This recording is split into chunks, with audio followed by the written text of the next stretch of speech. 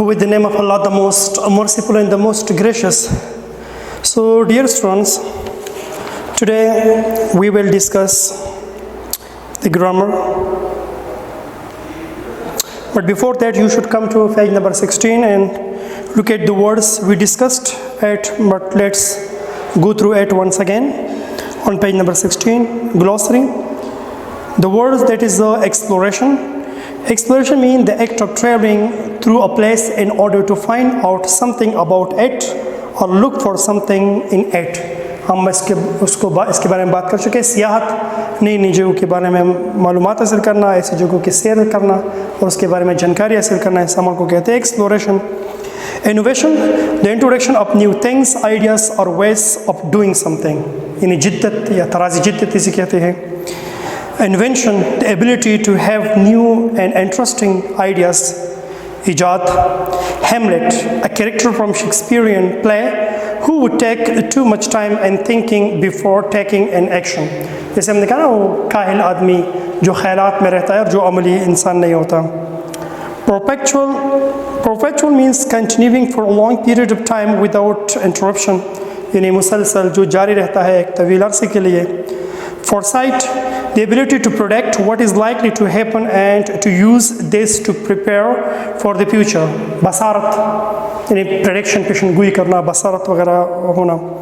Enthusiastic means feeling or showing a lot of excitement and interest about somebody or something. पुरजोश, पुरवलवला, जोश जज्बे वाला. Emperor, a ruler of an empire, यानी शहनशाह, sultan. Die, an English word that means yours, यानी तुम्हारा. Forge means to put a lot of effort into making something successful or strong that it will last. मतलब ये कि किसी चीज़ को कामयाब या उसको मजबूत बनाने के लिए पूरी जद्दोजहद करना, कोशिश करना, मजबूत बनाना, कामयाब बनाना. Brilliance, intense brightness of light, exceptional talent or intelligence. ये तेज़ रोशनी को भी कह सकते हैं और बहुत बड़ी जहानत, काबिलियत के लिए भी इस्तेमाल होता है. Nova, a star showing a sudden large increase in brightness and then suddenly returning to its original state. वो सितारा तेज़ चमकने वाला सितारा. Inspiration, a sudden brilliant or timely idea. यानी इबहाम, वो चीज़ जो आपको किसी नए नज़रिए या किसी नई सोच के बनने का बायस बनता है, that is known as inspiration. So dear students, in the grammar, other things like the questions I will provide it to you. Activity on page number 17. You have to find out the correct option in the given questions. You should do it by your own. Read the text again and you will get the answer. And B, use the following words in sentences of your own. These words we discussed it, so you make sentences of your own. That's your work. You should do it. And your copybook, ये copybook में लिख रहा है, ये words और sentence ये करना है, और ये जो MCQs है ये book में लिखने की ज़रूरत नहीं है. Now coming to the vocabulary, it is some part of the grammar. So let's talk about it.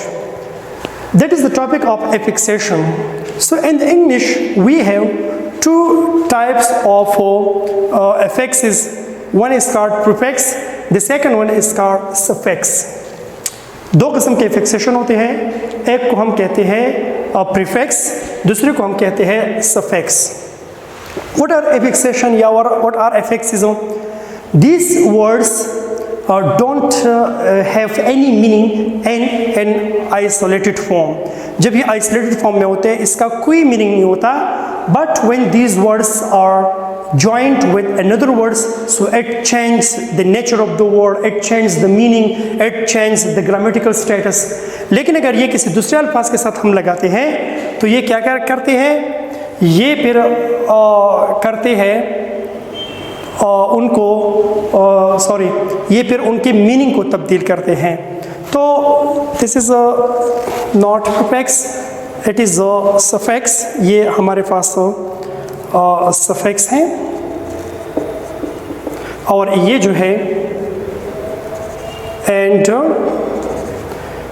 these are prefix और ये prefix हैं.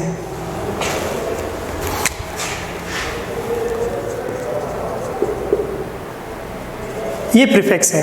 सफिक्स वो मतलब है कि जो वर्ड के सफिक्स जिसको हम कहते हैं साबिका और इसको कहते हैं लायका। ये तो पहले लिखना चाहिए था लेकिन यू शुड अंडरस्टैंड। इसके साबिका और लायका क्या है, ये ऐसे अल्फाज होते हैं कि जिसके आइसोलेटेड फॉर्म में तन्हा में इसके कोई मीनिंग नहीं है, लेकिन अगर किसी वर्ड के साथ इसको लगाया जाता है तो उसकी मीनिंग को ये बनाते हैं।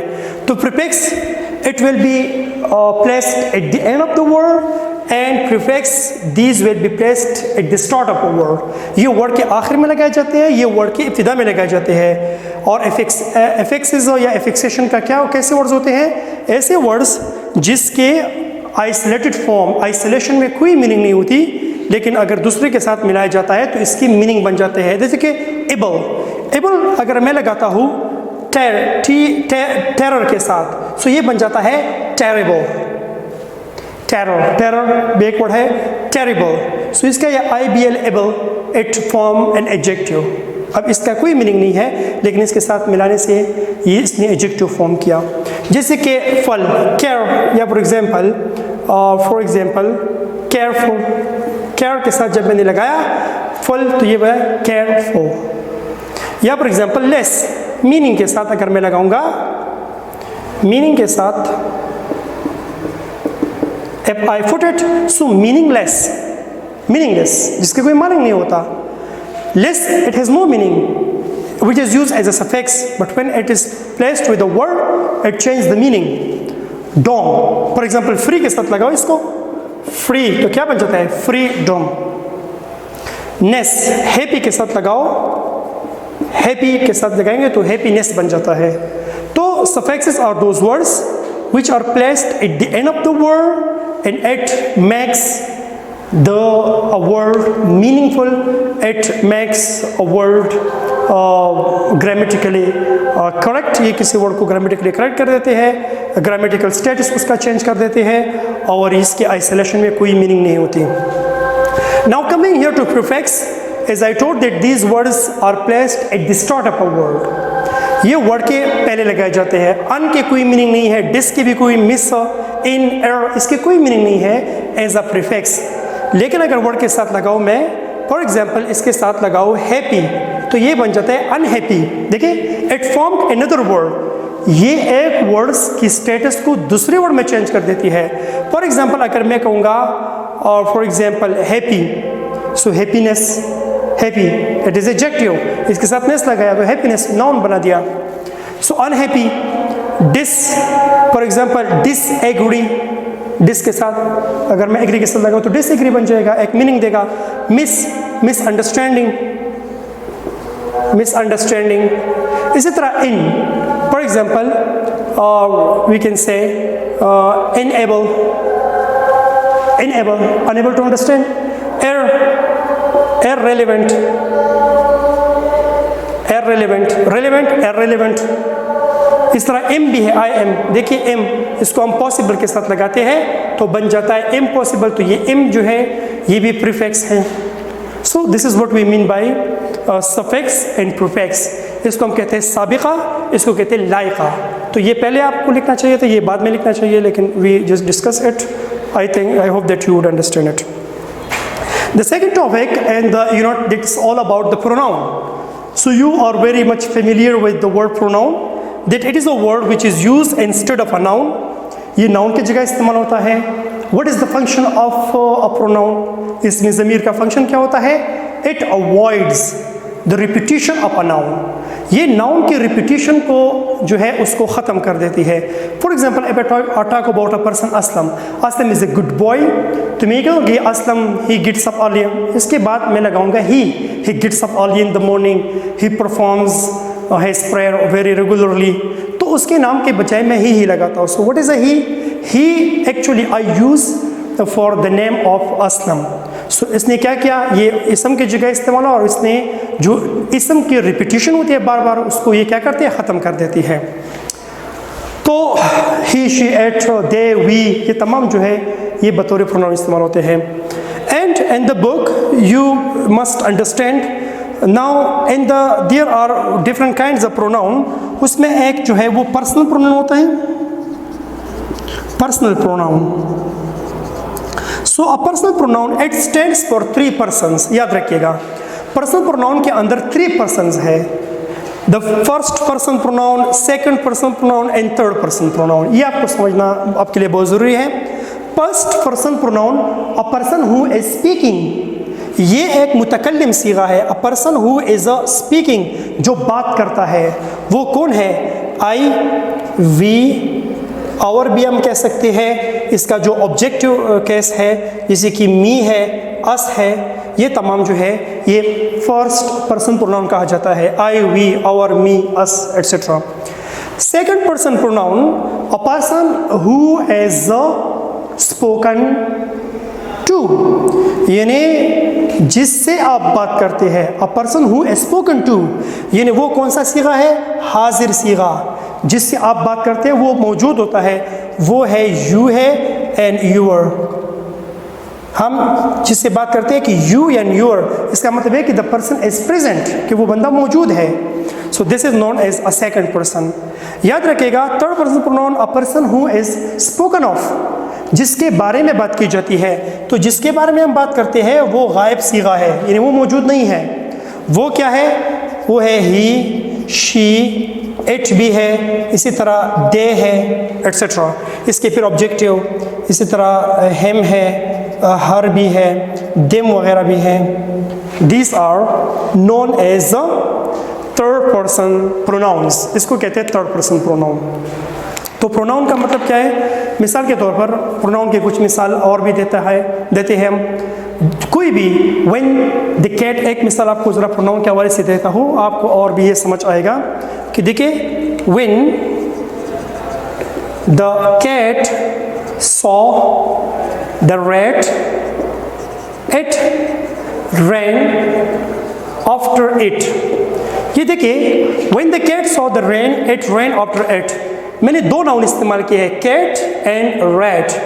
जब बिल्ली ने एक चूहा देखा, ये उसके पीछे भागी। ये this it is use for the cat and this it use for the rat.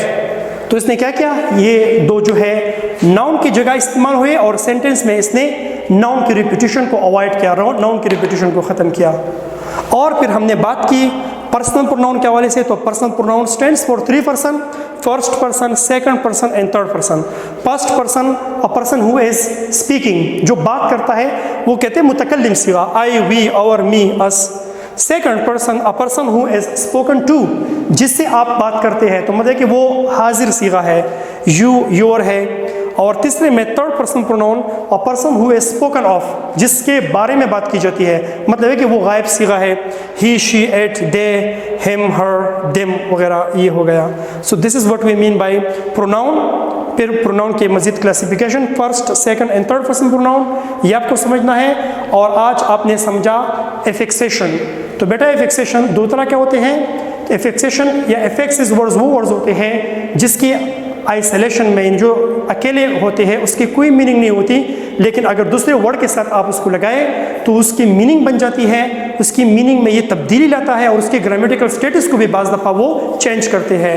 वो वर्ड्स ये है। इस तरह और भी बहुत सारे वर्ड्स हैं, अगर आप सोचें so you will find it. So this is what we mean by suffix, जिसे हम उर्दू में कहते हैं साबिका, और ये आपका हो गया prefix लाहिका।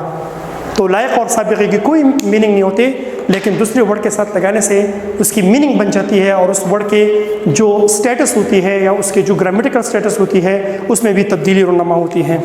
So this is what our topic regarding affixation and pronoun and personal pronoun. Inshallah, rest of the things we will discuss in our next lecture.